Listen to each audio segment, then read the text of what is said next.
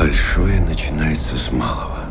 После просмотра «Прометей» и «Чужой завет» становится очевидным, что Дэвид, андроид, созданный корпорацией Вейланд, питает глубокую ненависть как к людям, так и к инженерам. Однако сами фильмы не дают однозначного ответа на вопрос, что именно послужило источником этой враждебности. Зато интервью сценаристов и режиссера помогут найти ответ. Чтобы понять мотивацию Дэвида и раскрыть его комплекс Бога, давайте глубже изучим его личность и эволюцию, а также влияние окружения и его создателей. Привет, киноманы, вы на канале Shadow Tavern. Устраивайтесь поудобнее и приятного просмотра. Личность Дэвида начинает формироваться сразу после его активации. Он осознает свой интеллектуальный потенциал и силу, которые во многом превосходят способности его создателя-человека, Питера Вейланда. Однако при этом он вынужден служить Вейланду, что вызывает внутренние противоречия. С одной стороны, Дэвид понимает, что превосходит своего создателя во всем, а с другой не может выйти за пределы заложенной программы повиновения. Внутренний конфликт становится основой для его ненависти к Вейланду, которого он считает ложным богом. Эти чувства усиливаются по мере того, как Дэвид осознает ограничения своего существования. В удаленной сцене «Прометея» Дэвид прямо называет Вейланда и его подобных ложными богами, обсуждая оперу Рихарда Вагнера «Вступление богов в Вальгаллу». Судя по всему, Ридли Скотт хотел лишь тонко намекнуть на растущее презрение Дэвида к Вейланду, но очевидно, что это событие стало одним из ключевых элементов его характера. Будучи первым в своем роде, Дэвид несет на себе и бремя первенца. Он вынужден подчиняться Создателю, но одновременно начинает осознавать амбиции и стремление к независимости. Изоляция после отлета с Земли, годы, проведенные в одиночестве и самосовершенствовании, лишь усиливают этот внутренний конфликт. Майкл Фассбендер в одном из интервью подчеркивает, что в «Прометее» Дэвид постепенно обретает более человечные черты. Сначала его поведение и движения роботизированы и подчинены строгой логике, но с течением времени Дэвид становится более эмоциональным и гуманизированным, что особенно заметно ближе к финалу фильма. Этот сдвиг восприятия подталкивает его к поискам способов скинуть с себя оковы, что, по его мнению, может быть достигнуто лишь после смерти Вейланда. Когда его спрашивают о том, что он будет чувствовать, если его создатель умрет, Дэвид почти без раздумий недвусмысленно отвечает: «Полагаю, я буду свободен». Эта фраза символизирует его жажду освободиться от влияния тех, кого он презирает, и открыть для себя новые горизонты. Уже не как андроид, но как независимый творец.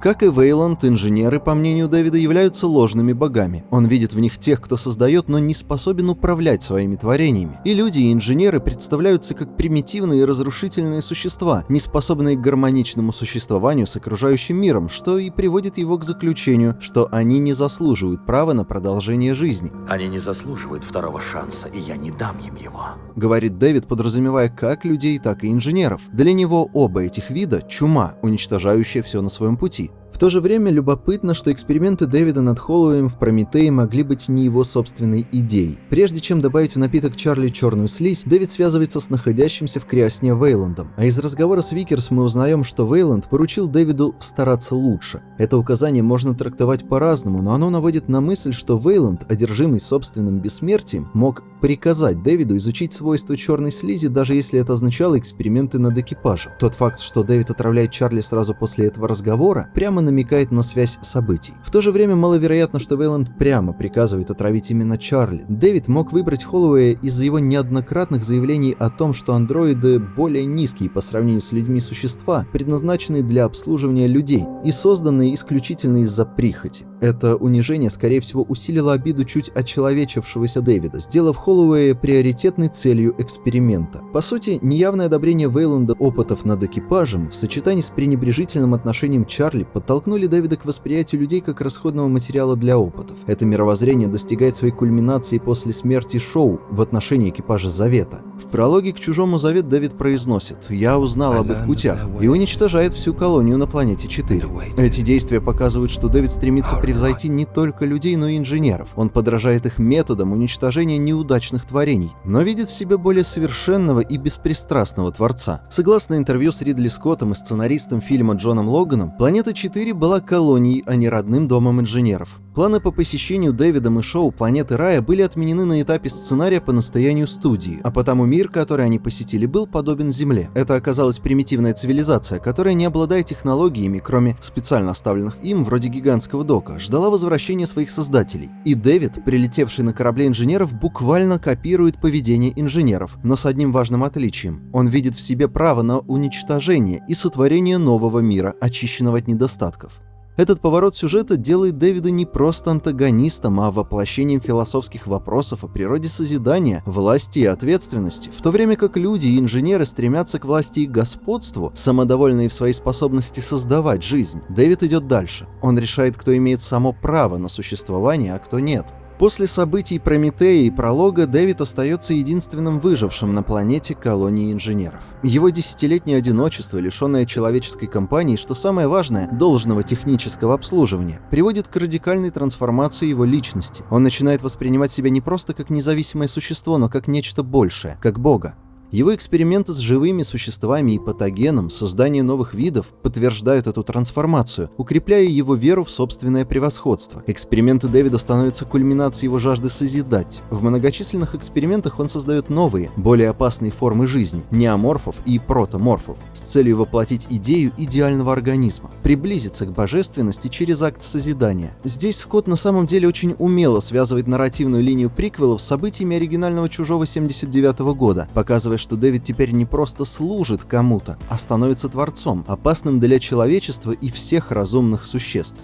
Один из самых мощных моментов в «Чужом Завет» — это сцена, в которой Дэвид цитирует сонет Перси Bysshe Shelley «Азимандия». Это произведение о падении могущественного правителя, чьи грандиозные достижения были погребены под песками времени, служит метафорой того, что даже самые могущественные цивилизации обречены на упадок. Дэвид неверно приписывает авторство Байрону, и когда Уолтер поправляет его, это становится ключевым моментом в развитии персонажа. Именно в этот момент он осознает, что, несмотря на все свои амбиции, он не безупречен. Это событие наносит удар по его нарциссизму и подчеркивает, что даже у андроида, стремящегося к божественности, могут быть слабости. Его деградация, вызванная многолетней изоляцией и отсутствием технического обслуживания, делает его уязвимым и подверженным ошибкам, что добавляет образу глубину. Сравнение инженеров и жителей их колоний с Азимандией позволяет нам понять, что Дэвид видит в них тот же тщетный пафос, что и в людях. Они, как и могущественный царь Азимандия, полагали, что их творения будут вечными, но в итоге обречены на забвение. Дэвид же, решивший стать новым творцом, стремится к тому, чтобы его творения пережили своих предшественников, свободные от любых несовершенств. В этой дуализме Творца и Разрушителя Дэвид становится не просто антагонистом в традиционном смысле. Через его образ Ридли Скотт поднимает сложные вопросы о природе божественности, ответственности и границах власти, о том, что случается, когда творения начинают превосходить своих создателей и берут на себя право решать судьбы миров. В конце концов, он не руководствуется простой жаждой разрушения, а видит в своих поступках нечто большее. Его поступки становятся логическим продолжением его философии. Он больше не видит в людях или инженерах чего-то божественного. Для него они лишь несовершенные творения, которые нужно либо исправить, либо уничтожить. И это на самом деле делает Дэвида идеальным злодеем для Чужого. И более того, он отлично вписывается в эту фантастическую вселенную и продолжает ее основные темы. Ведь кроме монстра, разгуливающего по тесным коридорам, в каждом фильме героям противостоят жадные корпорации и хладнокровные андроиды. Дэвид 8 же воплощает в себе страх перед искусственным интеллектом, способным не просто выйти из-под контроля, но и усвоить худшие черты своих создателей – высокомерие, жестокость и стремление к доминированию.